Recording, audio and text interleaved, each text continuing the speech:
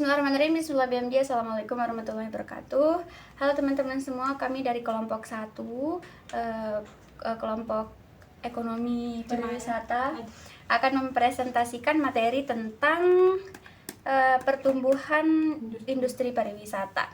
Di sini saya atas nama Mawalina sebagai moderator sekaligus pemateri pertama. Lalu di sini di samping saya ada Nurul Hidayatul Sholihah sebagai pemateri kedua, dan di sampingnya ada Seri Wulandari sebagai pemateri ketiga. Oke, langsung saja saya sebagai moderator di sini akan menjelaskan beberapa pembahasan yang akan kita jelaskan pada presentasi kali ini. Yang pertama itu ada pengembangan industri pariwisata yang akan dijelaskan oleh saya sendiri. Lalu ada mass tourism dan juga mass tourism di Indonesia yang akan dijelaskan oleh Nurul Hidayatul Sholihah. Terus yang selanjutnya itu ada kelebihan dan kelemahan dari mass tourism yang akan dijelaskan oleh Seri Wulandari. Langsung saja guys, di sini saya akan menjelaskan mengenai pengembangan industri pariwisata. Jadi di sini pariwisata itu merupakan suatu industri. Jadi sebelum menjadi suatu industri, pariwisata itu dikenal dengan suatu aktivitas atau tren. Dimana dulu belum ada penjelasan mengenai atau belum ada orang-orang yang menganggap bahwa pariwisata itu merupakan sebuah industri. Nah, seiring berjalannya waktu, karena pariwisata itu berhasil menciptakan produk dan jasa, akhirnya pariwisata dianggap sebagai suatu industri atau bisnis.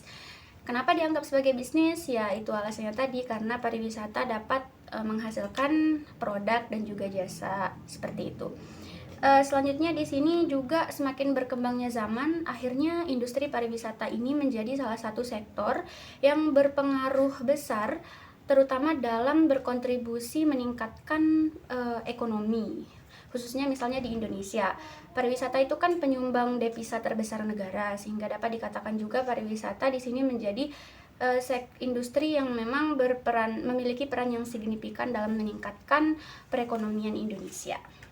Lalu di sini kita akan membahas tentang perkembangan industri pariwisata di dunia yang mengalami pertumbuhan, di mana menurut UNWTO, yaitu United Nations World Tourism Organization, jumlah kedatangan turis internasional itu meningkat sampai dengan 25 juta pada tahun 1950 di Asia Tenggara, dan itu semakin meningkat seiring berjalannya waktu. Itu sekarang sudah mencapai angka 1,4 miliar di tahun 2012 lalu. Untuk update 2024 masih belum kami dapatkan informasinya, tapi sempat mengalami penurunan kemarin di pasca Covid, sempat mengalami penurunan di masa pandemi Covid, namun mengalami peningkatan lagi pasca Covid-19 begitu. Selanjutnya di sini ada beberapa faktor yang mempengaruhi pertumbuhan dari industri pariwisata. Yang pertama itu adalah keterjangkauan aksesibilitas.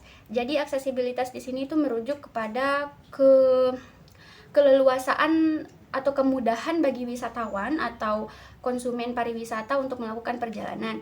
Contohnya itu misalnya ketersediaan transportasi, ada pesawat, ada kereta api, ada mobil, motor, dan lain sebagainya. Ada akses juga, dimana contohnya misalnya di Lombok ada Bandara Internasional Syekh Zainuddin, dan juga yang dimana dibuka secara internasional gitu. Jadi itu memudahkan, akses inilah yang memudahkan wisatawan itu untuk datang berkunjung ke beberapa destinasi wisata. Itu yang salah satu faktor mengapa industri pariwisata saat ini semakin berkembang. Terus yang kedua itu adalah peningkatan infrastruktur. Jadi di sini juga infrastruktur berpengaruh penting. Karena apa? Karena kualitas pelayanan juga menjadi faktor yang mempengaruhi perkembangan pariwisata. Contohnya misalnya sekarang di Nusa Tenggara Barat atau di Lombok itu sudah ada resort, sudah ada hotel, penginapan, dan lain sebagainya yang memang dapat menunjang kebutuhan wisatawan, sehingga memang infrastruktur ini menjadi faktor penting gitu dalam mempengaruhi pertumbuhan industri pariwisata. Seperti jalanan juga yang sudah hot mic tadi termasuk ke dalam aksesibilitas. Kemudian seperti yang saya jelaskan tadi, sudah ada amenitas atau akomodasi yang bisa menunjang kebutuhan wisatawan yang datang berkunjung ke suatu destinasi wisata. Selanjutnya itu adalah pertumbuhan kelas menengah. Jadi di sini kan ketika kita ingin melakukan perjalanan wisata, itu pasti kita membutuhkan uang untuk transportasi, untuk makan, untuk menginap dan lain sebagainya. Nah, sekarang itu menurut penelitian beberapa negara, baik itu negara maju maupun negara berkembang, itu kelas menengah, orang-orang yang memiliki ekonomi dari kelas menengah ke atas itu banyak yang melakukan perjalanan wisata. Orang-orang juga sudah mengalami, beberapa negara sudah mengalami peningkatan terutama dalam sektor ekonomi. Oleh sebab itu banyak orang-orang pekerja yang menghabiskan waktu libur mereka itu dengan mengunjungi negara lain, negara tropis misalnya dari Eropa dan lain sebagainya, sehingga mereka yang memiliki ekonomi menengah ke atas atau yang mampu untuk melakukan perjalanan wisata itu banyak sekarang yang memang memilih untuk menghabiskan masa luang mereka itu dengan mengunjungi destinasi wisata begitu. Itu juga menjadi faktor pertumbuhan dari industri pariwisata itu sendiri. Lalu yang terakhir itu ada peningkatan globalisasi, di mana sekarang kan sudah apa-apa sudah serba canggih, sudah modernisasi, sudah globalisasi, di mana informasi juga menyebar sudah sangat luas menggunakan sosial media. Jadi sehingga orang-orang juga mengetahui destinasi yang sekalipun itu jauh dari tempat mereka. Contohnya misalnya ada orang dari Eropa, mereka dengan mudah di sosial media itu melihat pemandangan indah atau destinasi yang bagus di Asia.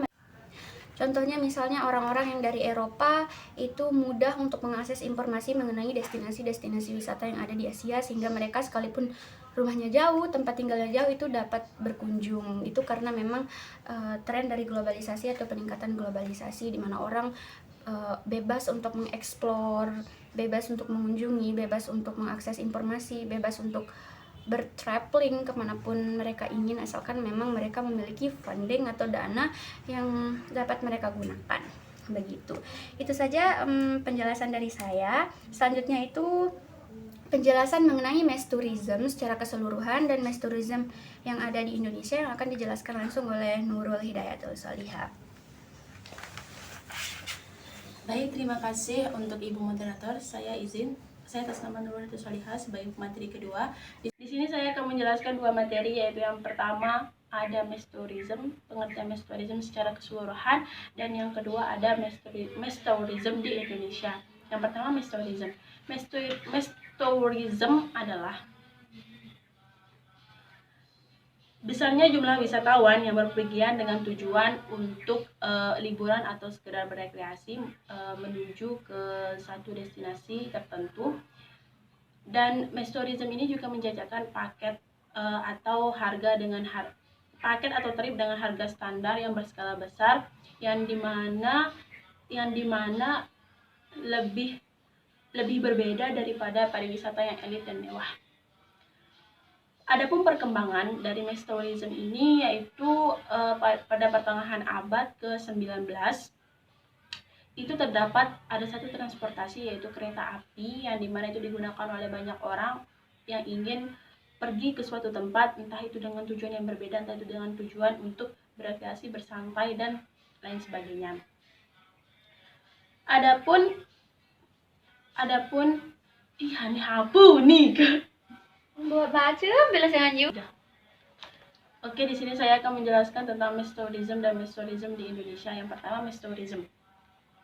Mass tourism adalah besarnya jumlah wisatawan yang berpergian dengan tujuan untuk liburan rekreasi menuju beberapa destinasi wisata.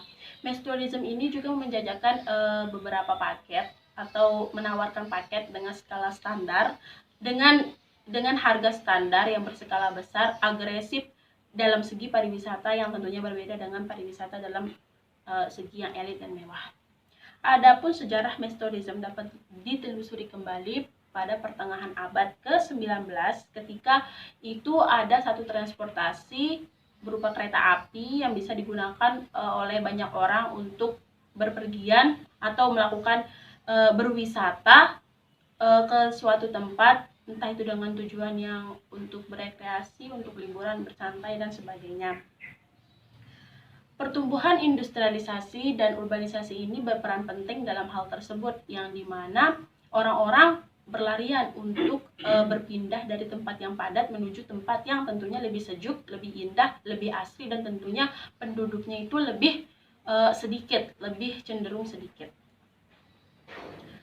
Awal dari arus wisatawan ini terdapat pada negara Inggris dan Prancis, yang dimana masyarakatnya berpergian keliling dunia untuk menuju ke satu destinasi wisata tertentu, yang mereka datang dari kawasan industri menuju kawasan pesisir untuk berlibur.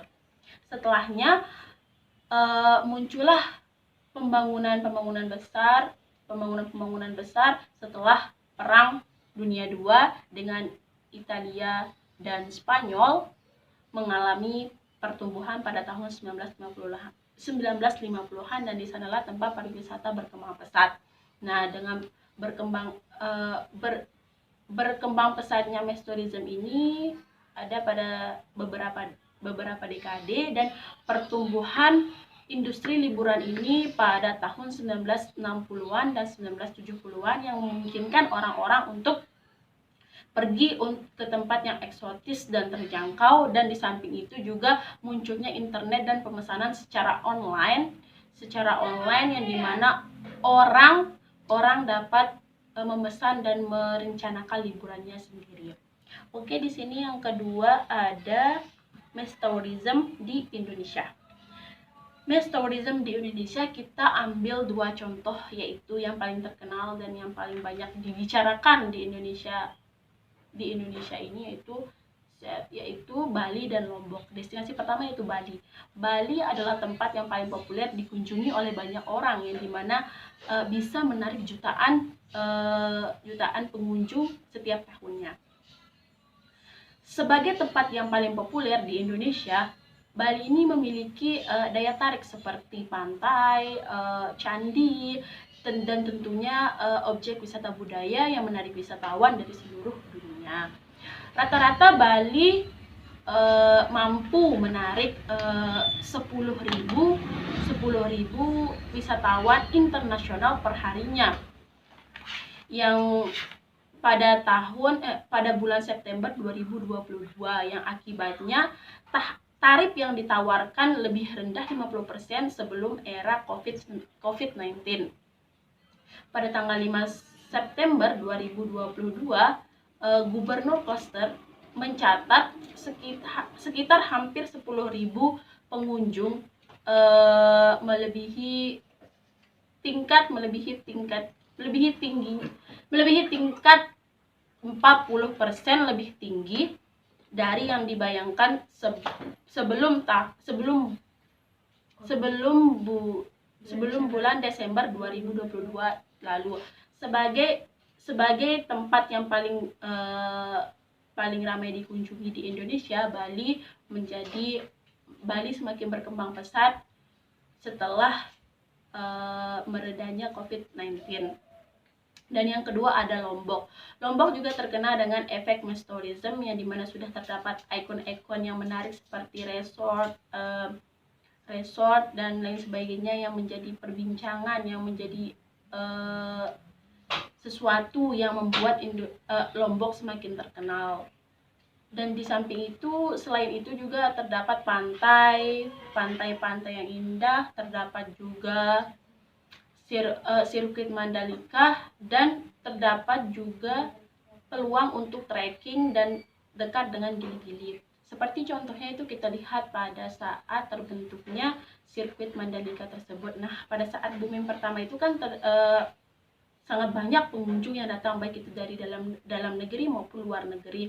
Nah, yang dimana itu terjadinya mass tourism, perpadatan pengunjung, yang di sana tentunya terdapat positif dan negatif dari mass tourism tersebut. Baik, hanya itu yang dapat saya sampaikan. Selanjutnya akan disampaikan oleh materi ketiga. Saya serahkan kepada Ibu Moderator. Terima kasih.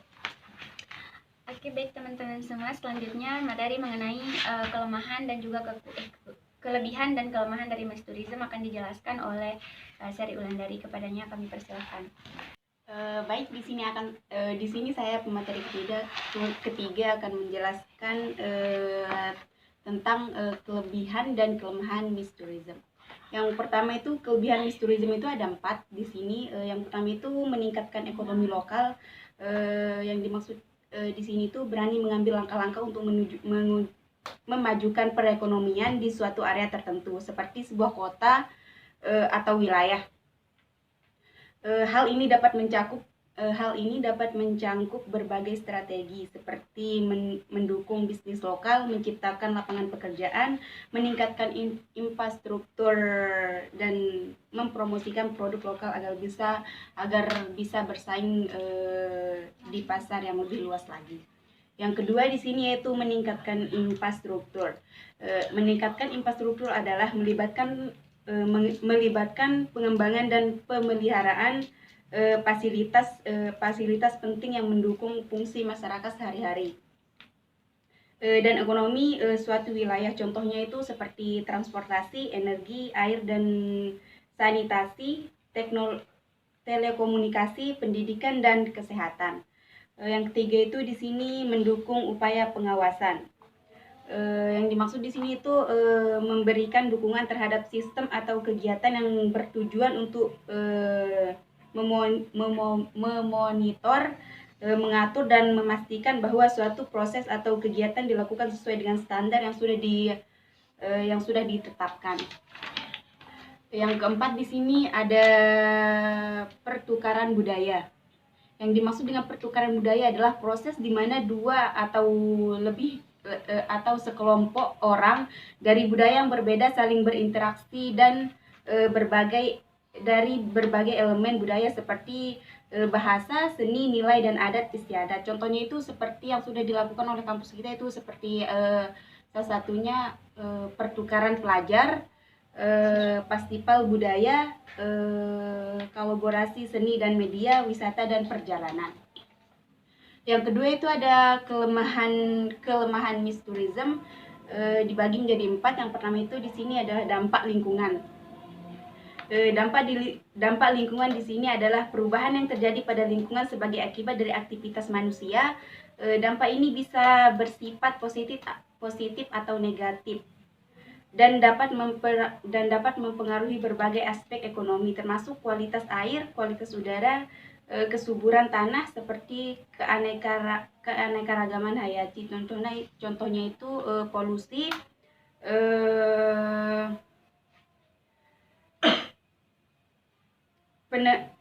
penebangan hutan, perubahan iklim, kerusakan SDM. Yang kedua di sini eksploitasi masyarakat lokal, merujuk pada praktik yang tidak adil di mana individu atau kelompok yang lebih kuat mengambil keuntungan dari masyarakat lokal. Seringkali dalam konteks pengembangan ekonomi atau eksploitasi SDA, sumber daya alam. Contohnya eksploitasi tenaga kerja, penggusuran paksa, pencemaran dan kerusakan lingkungan. Yang ketiga itu di sini ada homogenisasi budaya. Yang dimaksud dengan homogenisasi budaya di sini yaitu proses di mana berbagai berbeda mulai kehilangan fakta berbeda mulai kehilangan ciri khas mereka dan menjadi lebih serupa satu sama lain.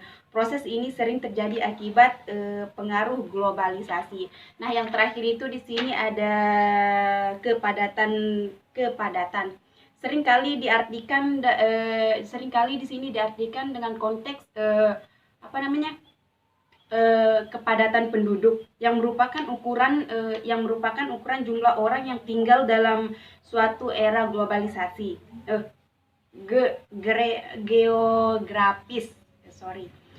geografis tertentu. Biasanya diukur per kilometer persegi atau mil persegi. Kepadatan ini bisa berkaitan berbagai aspek, tidak hanya jumlah penduduk tapi juga dalam konteks lain seperti kepadatan lingkungan, kendaraan atau bahkan hewan dan tumbuhan dalam suatu ekosistem. Cuma ini materi dari saya serahkan ke moderator. Oke, baik teman-teman semua, sekian untuk presentasi kami dari kelompok 1 mengenai pengembangan industri pariwisata. Jika ada salah kata kami mohon maaf. Sekian, assalamualaikum warahmatullahi wabarakatuh.